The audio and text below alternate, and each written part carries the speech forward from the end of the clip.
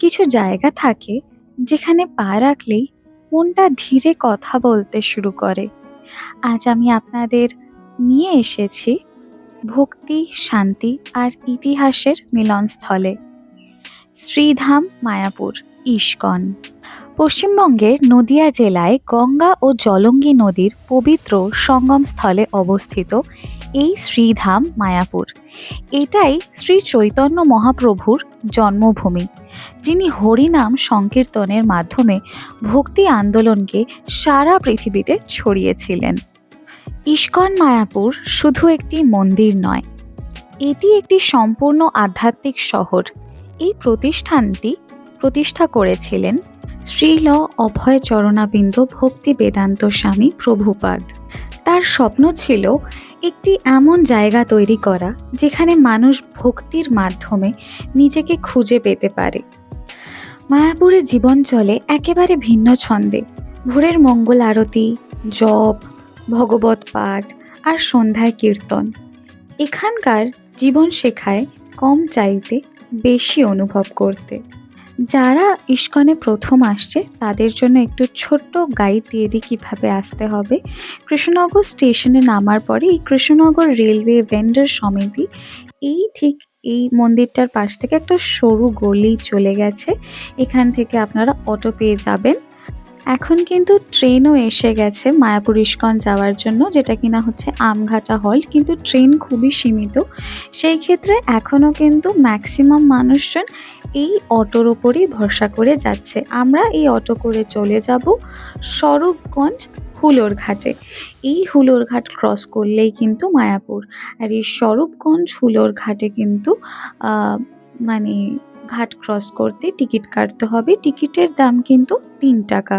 সকালবেলার এই সুন্দর মনোরম পরিবেশ দেখতে দেখতে আপনারা ঘাট ক্রস করে চলে যাবেন মায়াপুরে, এবং মায়াপুরে পৌঁছানোর পরে আপনারা যদি চান আপনারা হেঁটেই চলে যেতে পারেন ইস্কন মন্দিরের সামনে, অথবা আপনারা 10 টাকা টোটো ভাড়া দিয়েও কিন্তু যেতে পারেন। টোটো ঠিক আপনাদেরকে এই ইস্কনের মেন গেটের সামনেই নামাবে। তো এখান থেকেই আপনাদেরকে কিন্তু ভেতরে যেতে হবে। বন্ধুরা, মায়াপুরের প্রাণকেন্দ্র হলো ইস্কন, যার পুরো নাম হচ্ছে international society for Krishna consciousness. ঢুকেই বাদিকে আপনারা দেখতে পারবেন অখণ্ড হরিনাম সংকীর্তনের ঘরটা, যেখানে কিনা ননস্টপ বলা যেতে পারে হরিনাম কীর্তন হয়। এখানে আপনারা অবশ্যই যেতে পারেন। আর এটা হচ্ছে সামনের নতুন মন্দির, যেটা কিনা এখনও কমপ্লিট হয়নি। কতটা কাজ এগিয়েছে সেই সমস্ত ডিটেলসটাই আমি আমার ব্লগে শেয়ার করব। আর ডান দিকে যে ছোট ছোট কাউন্টারগুলো দেখতে পাচ্ছেন, এটা হচ্ছে ভোগের কাউন্টার। যদি আপনারা সকালে তাড়াতাড়ি চলে আসেন তাহলে কিন্তু আপনারা অবশ্যই এখান থেকে ভোগের কুপনটা কালেক্ট করে নিতে পারেন। মায়াপুর ইস্কনের প্রসাদ খুবই বিখ্যাত। এখানে পাওয়া যায় সম্পূর্ণ সাত্ত্বিক ভোজন, ভক্তি ভরে রান্না করে খাবার, যা শুধু পেট নয় মনকেও তৃপ্তি করে। অনেক ভক্ত বলেন মায়াপুরের প্রসাদে এক আলাদা শান্তি আছে। আর যদি সকাল সকাল চলে আসা যায় তাহলে তো অবশ্যই আপনারা এই কাউন্টারে কিন্তু পেয়ে যাবেন প্রসাদের কুপনগুলো। ভোগের মেনুর সাথে কত টাকা করে কুপনগুলো, সেই সমস্তটাই আমি কিন্তু ভিডিওতে দিয়ে দিলাম। আপনারা কিন্তু একটুখানি পজ করে অবশ্যই দেখে নেবেন।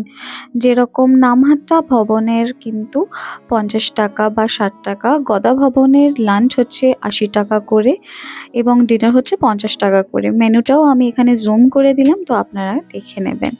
সাথে এখানে টাইমিংও আছে, কোথায় কখন খেতে যেতে হবে, কোথায় কখন ভোগ দেবে সেটাও।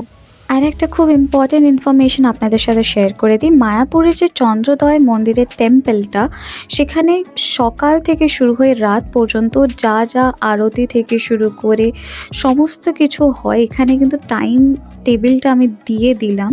তো আপনারা কিন্তু সেই বুঝে চন্দ্রোদয় টেম্পলে যেতে পারেন। মায়াপুরের যে চন্দ্রোদয় টেম্পলটা আছে, এখানে কোনো ক্যামেরা করা, ভিডিও করা এগুলো অ্যালাউড না। তো এখানে কোনো আপনাদের সাথে আমি ভিডিও ফুটেজ শেয়ার করতে পারলাম না। আর এখানে ঢোকার জন্য কিন্তু বাইরে জুতো এবং ফোন কিন্তু জমা দিয়ে এখানে ঢুকতে হয়। মায়াপুরের চন্দ্রোদয় টেম্পল দেখে আমরা এবার চলে যাব নতুন মন্দির দর্শন করতে। আর এই নতুন মন্দির দর্শন করতে কিন্তু আমাদেরকে কাটতে হবে টিকিট। এখানে টিকিট সিস্টেমটা একটু অন্যরকম, কাইন্ড অফ ডোনেশন। 50 টাকা থেকে শুরু করে 100, 500, 700 অনেক রকমের এখানে কিন্তু কুপন আছে। আপনারা আপনাদের সামর্থ্য মতো কাটতে পারেন। আমি 100 টাকার কিন্তু কুপন কেটেছিলাম। বন্ধুরা, এটা হচ্ছে নতুন মন্দির, আর এখানে কিন্তু আমরা যে কুপনটা কেটেছি আসলে এখনও তো মন্দিরটা কমপ্লিট হয়নি। তো 30 মিনিটসের এখানে এক একটা করে স্লট থাকে, যেখানে কিনা মন্দিরের কোথায় কোন কাজটা হয়েছে এবং কি কি হবে সেগুলো কিন্তু পুরোটা আমাদেরকে মানে বুঝিয়ে দেওয়া হয় বা দেখানো হয়, একটা ট্যুর বলা যেতে পারে। তো সেটাই এখন আমরা করতে যাচ্ছি বা দেখতে যাচ্ছি বলা যেতে পারে। তো আসুন আপনাদেরকেও দেখাই কি কি এখানে কমপ্লিট হয়েছে এবং কি কি এখনও কাজ চলছে। নতুন মন্দিরের ডিটেলস বা সমস্ত ব্যাপারটাই আপনারা মহারাজের মুখ থেকেই শুনুন, সেটাই বোধহয় বেটার হবে, কারণ উনি আপনাদেরকে ভালো বোঝাতে পারবে। তাই এখানে আমি কোনো আর ভয়েস ওভার অ্যাড করছি না। তো পুরনো মন্দির থেকে নরসিংহ ভগবান নতুন মন্দিরে শিফট হয়ে যাবেন। চেষ্টা চলছে 2027-এর শেষের দিকে ওপেনিং হবে, আর ফার্স্ট ফ্লোরে এক্সিবিশন তৈরি হবে। শ্রীমদ্ ভাগবতম অনুসারে এই সমস্ত লীলাগুলি এখানে বর্ণনা করা হবে। আর দেয়ালে যে মার্বেলগুলি দেখছেন, যে সাদা মার্বেল, এটা বিদেশ থেকে আসছে, Vietnam. Green marble Brazil, red marble Italy, granite Spain, south America, India, এরকম বিভিন্ন দেশ থেকে নিয়ে আসা হচ্ছে। চেষ্টা চলছে 2027-এর শেষের দিকে ওপেনিং হবে। জয় সর্ববিঘ্ন বিনাশকারী ভগবান নরসিংহ দেব কি, ভক্তরাজ প্রহ্লাদ महाराज की, जगत गुरु शिला प्रभुपाद की, मायापुर नवद्वीप धाम के, निताई गौर परमानंदे हरि। গ্রাউন্ড ফ্লোর থেকে সুদর্শন চক্র পর্যন্ত বাইরের থেকে যে তিনটে চূড়ো দেখতে পাওয়া যায়, পূর্ব দিকে রয়েছে নরসিংহ ভগবানের মন্দির, আমরা এখানে দেখলাম। যেখানে আমরা দাঁড়িয়ে রয়েছে এটা হচ্ছে মেন মন্দির, এর উচ্চতা 350 ফুট। পশ্চিম দিকে আরেকটি রয়েছে ভজন কুটিরের দিকে, ওয়েস্টার্ন সাইড বর্তমানে কাজ চলছে। ওখানে থিয়েটার রুম তৈরি হবে। থিয়েটারের মাধ্যমে সমস্ত সৃষ্টিতত্ত্ব দেখানো হবে পশ্চিম দিকে। আর এই মেন মন্দিরের ভেতরে দেখুন 3টি সিংহাসন। লেফট সাইড বাঁদিকে থাকবে গুরু পরম্পরা, বৈষ্ণব আচার্যগণকে স্থাপনা করা হবে। মিডিল সিংহাসনে থাকবে মহাপ্রভু পঞ্চতত্ত্ব ভগবান। ডান দিকে রাইট সাইডে থাকবে শ্রী শ্রী রাধা মাধব অষ্টসখী, রাধা মাধব অষ্টসখী ডান দিকে। নতুন করে কোনো ভগবান প্রতিষ্ঠা হবে না, পুরনো মন্দির থেকেই ঠাকুরজি এখানে শিফট হয়ে যাবে। চেষ্টা চলছে 2027-এর শেষের দিকে। বছর আগে নিত্যানন্দ প্রভু স্বয়ং বলরামজি তিনি যখন প্রথম এই নবদ্বীপ ধাম মন্ডল পরিক্রমা করছিলেন, জীব গোস্বামী আচার্যকে নিয়ে তিনি বলে গিয়েছিলেন যে দেখো হে জীব, এইখানে এক অদ্ভুত মন্দির হইবে প্রকাশ, গৌরাঙ্গের নিত্য সেবা হইবে বিকাশ। যেখানে একটা অদ্ভুত মন্দির তৈরি হবে, সারা পৃথিবীতে মহাপ্রভুর বাণী প্রচার হবে। সারা বিশ্বব্যাপী হরিনাম প্রচার চলছে, এটা কোনো সাধারণ মন্দির নয়। জয় নিত্যানন্দ প্রভু কি, শ্রী গৌরাঙ্গ মহাপ্রভু কি, অদ্ভুত বৈদিক তারামণ্ডল মন্দির কি, নিতাই গৌর প্রেমানন্দে হরিবল। আমরা খুবই ভাগ্যবান যে আমাদের জীবনে এত বড় মন্দির আমরা নির্মাণ হতে দেখতে পাচ্ছি। যদি 100-200 বছর পরে তৈরি হতো আমরা কেউ দেখতে পেতাম না। আমরাও খুবই সৌভাগ্যবান, সঠিক সময়ে আমরা এই মন্দিরে খরচ প্রায় 1000 কোটি টাকার কাছাকাছি পৌঁছে যেতে পারে, 1000 crore, যার মধ্যে 300 কোটি টাকা একজনে দিয়েছেন, হয়তো আপনারা ইউটিউবে নাম শুনে থাকবেন। তিনি হচ্ছেন আমেরিকাবাসী অ্যালফ্রেড বুশ ফোর্ড, হেনরি ফোর্ডের গ্রেট গ্র্যান্ডসন। ফোর্ড কোম্পানির যে গাড়ি তৈরি হয় আমেরিকাতে, সে ফোর্ড কোম্পানির মালিক অম্বরীশ দাস। তিনি যখন বৈষ্ণব দীক্ষা নিয়েছিলেন জগৎগুরু শিলা প্রভুপাদজির কাছ থেকে, ওনার বৈষ্ণব দীক্ষিত নাম হয়েছিল অম্বরীশ দাস, শিলা প্রভুপাদজির অন্যতম শিষ্য। ওনার ওয়াইফ আমাদেরই বাঙালি, ওনার স্ত্রী কিন্তু বাঙালি। বন্ধুরা, মায়াপুরের সবচেয়ে বিশাল ও দর্শনীয় স্থাপনা হলো এই temple of the Vedic planetarium.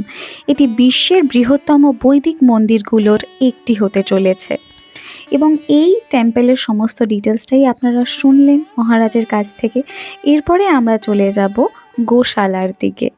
বন্ধুরা, গোশালা যাওয়ার রাস্তায় কিন্তু বাঁদিকে পড়বে এই গোবিন্দাস। এটা হচ্ছে একটা রেস্টুরেন্ট, এখানে সমস্ত কিছু ভেজিটেরিয়ান পাওয়া যায়, কিন্তু সব এখানে মানে বিভিন্ন ভ্যারাইটিস অফ ফুড পাওয়া যায়, পিৎজা থেকে শুরু করে রুটি, সমস্ত কিছু কিন্তু তোমরা এখানে পেয়ে যাবে। প্লাস রাইস, সমস্ত কিছু এখানে পেয়ে যাবে। তোমরা যদি ভোগের কুপন কাটতে না পারো, হয়তো লেটে এসছো, সেই ক্ষেত্রে তোমরা অনায়াসে গোবিন্দাস থেকে খেতে পারো। গোবিন্দাসের খাবার কিন্তু ভীষণই ভালো।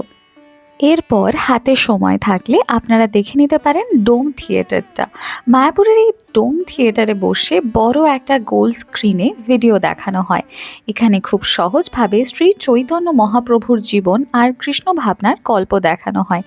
আলো, সাউন্ড আর ভিজুয়াল মিলিয়ে পুরোটা এত সুন্দরভাবে দেখায় যে দেখার সময় আপনি একদম এর মধ্যে ঢুকে যান।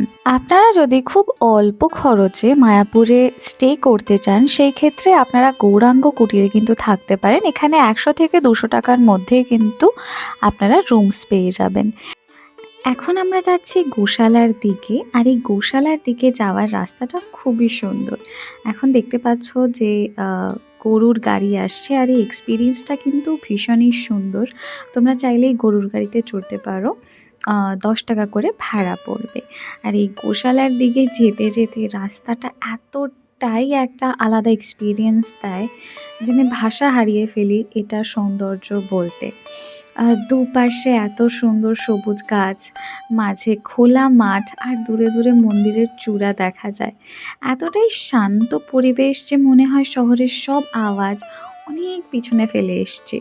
হাঁটতে হাঁটতে পাখির আওয়াজ, হালকা বাতাস আর খোলা আকাশ, এই সব কিছু মিলিয়ে গোশালার দিকে যাওয়াটাই একটা ভীষণ সুন্দর জার্নি।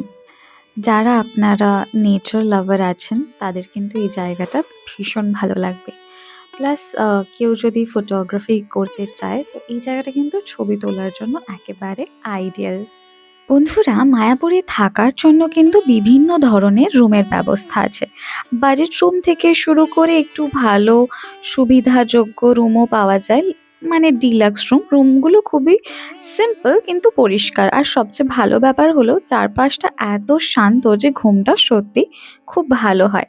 এই দেখুন, কথা বলতে বলতে ঠিক চলে এসেছি গোশালার সামনে। এবার আপনাদেরকে গোশালাটা একটু ঘুরে দেখাই। মায়াপুরের এই গোশালাটা কিন্তু খুবই সুন্দর।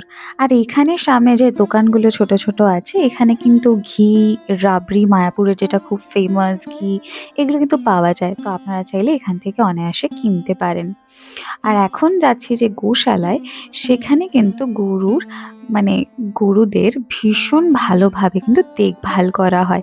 এখানে গরুগুলোকে শুধু পালনই করা হয় না, ওদের যত্ন, খাবার আর থাকার জায়গা সবকিছুর দিকেই খুব খেয়াল রাখা হয়। মায়াপুরে গরুকে মা হিসেবে দেখা হয়, তাই গোশালায় এলেই বোঝা যায় এখানে প্রাণীদের কতটা ভালোবাসা আর সম্মান দেওয়া হয়।